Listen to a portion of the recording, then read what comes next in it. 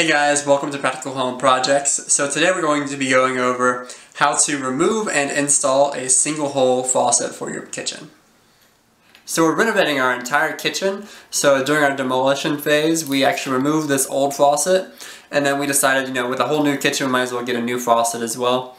But I just want to show you, this is the old one we had. It was just a single hole. It had this escutcheon plate to kind of cover up in case there were any other holes. But the trickiest part is the fact that once moisture gets down into here, it'll rust out this nut and make it really difficult to remove. So I used a screwdriver to loosen these screws as much as possible, but then you're going to probably want to put WD-40 or something in here to help you loosen up that nut. And what I ended up doing is actually kind of tapping this with a flathead screwdriver and then actually kind of wiggling the faucet itself to help me kind of break it loose, and then once it got a couple turns loose, it came off relatively easily. The great thing about these single hole faucets is this is the entire assembly for everything. So once you get this nut loose, it'll just slide down off all of your hoses, and then you're pretty much good to go. So we have our new faucet here from Korea.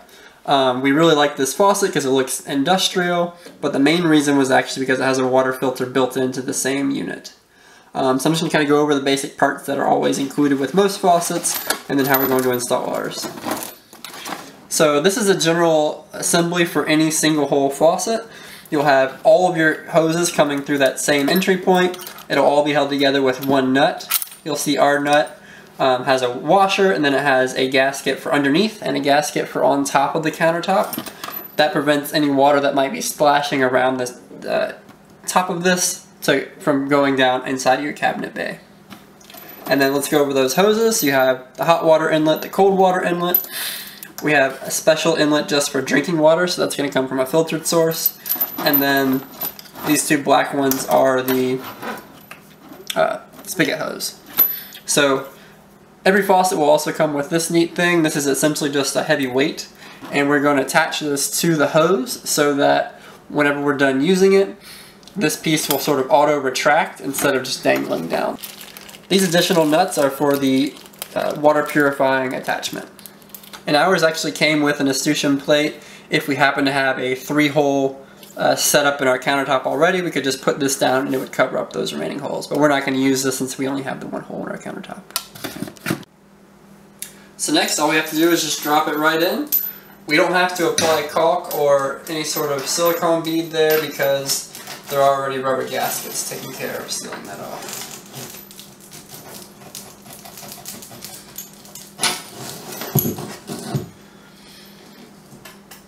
And now I'm going to take the nut, the washer, and the gasket underneath and tighten it up.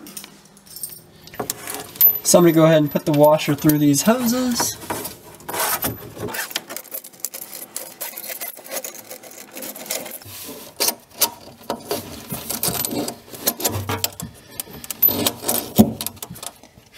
So now I've got this a little bit snug, so I'm going to go up top and make sure that the faucet is oriented how I want it.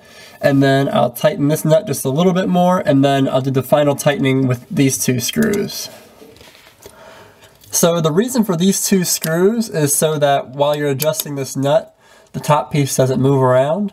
And also, these allow you to get it just a little bit tighter than just doing that nut would, since I don't have a great tool for that. So I'm just going to kind of get these pretty tight, because we don't want that faucet moving around on us while we're using it.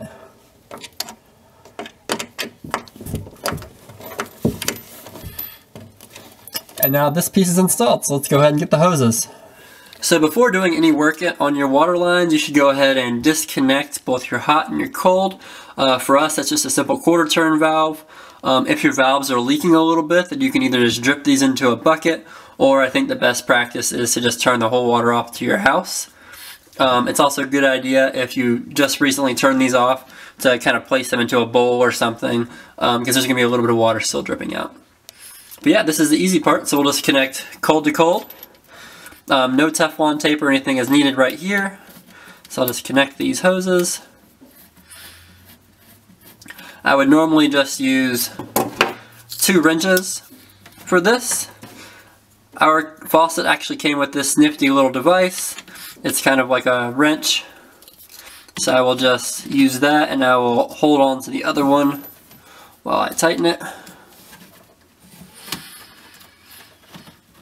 These do not need to be super, super tight, but just snug.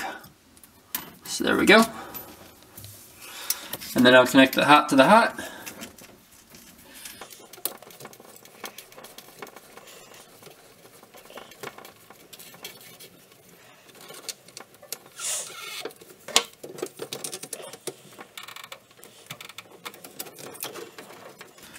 That feels pretty snug. And then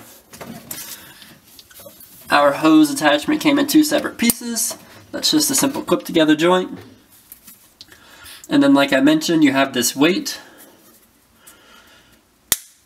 So sometimes this weight will be on a clip like that. Usually it's on a screw. So you want to attach that to your hose. So I like to kind of put it a little bit off center, and I put it on the side of your faucet. So for instance, now whenever we pull it up, this end's going to go up and then it's going to drop. If I had it back here, then there might be like a little bit of slack in the line, and then it might not retract your headpiece all the way. So I'll just go ahead and connect it right about there.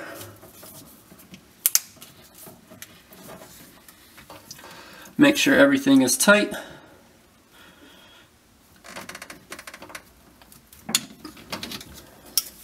So now we've got everything connected. So the first time you turn your water on, it's not a bad idea to have a bowl or something underneath here so that in case you have any drips, it catches it and doesn't ruin the bottom of your cabinet.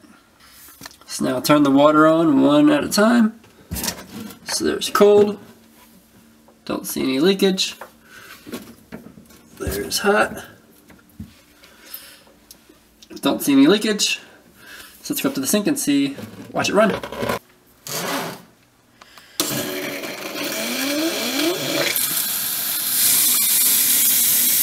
Everything seems to be working. So it looks like we got this installed nice and tight. Obviously with both the nut and those 2 screws helping to hold it in place, we know it's nice and secure. Your model may actually have 3 different hole inputs, so you need to make sure all 3 of those nuts are nice and snug. And then be sure to follow the directions for your specific faucet. Some types of faucet require you to put either a silicone ring or plumber's putty, just to make sure that this area is watertight. I've already got some water on the countertop and you don't want that seeping down and getting inside of your cabinet. And you can see one of our future projects is going to be to install a soap dispenser. But that's pretty much it for this video. So if you guys have any ideas for how we could do this different, or if you have any thoughts about your project, please leave that in the comment area down below. And then of course like and subscribe if you like what you saw, and then we'll try to get more videos out like this in the future. Thanks guys.